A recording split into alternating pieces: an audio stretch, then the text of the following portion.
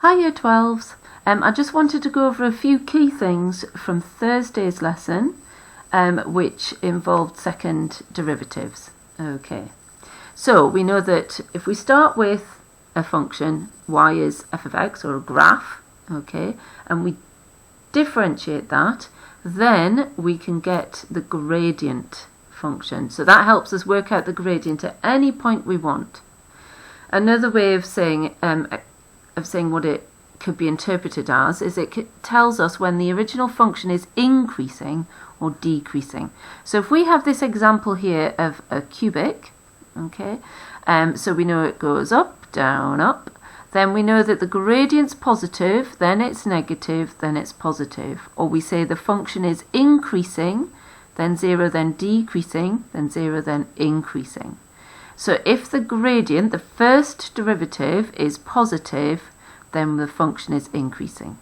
And if the first derivative is negative, then the function is decreasing. Okay. So if we differentiate again, then we get the second derivative. Okay. And what does that mean? How do we interpret that? Well, if this was the gradient of the function, then the second derivative is the gradient of the gradient. Okay, so that means that if the gradient itself is increasing, then we'll get a positive second derivative. If the gradient itself is decreasing, we'll get a negative second derivative.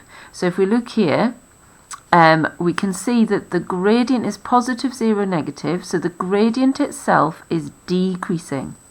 So in this region, the second derivative is going to be negative.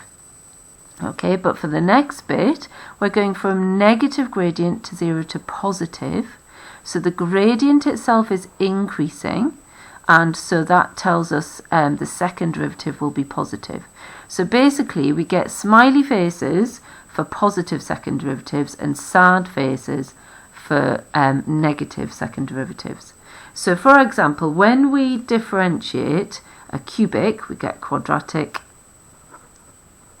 And when we differentiate that quadratic, we are going to get a linear function. So we know this will be a straight line graph going from negative to positive, which ties in with sad face, happy face.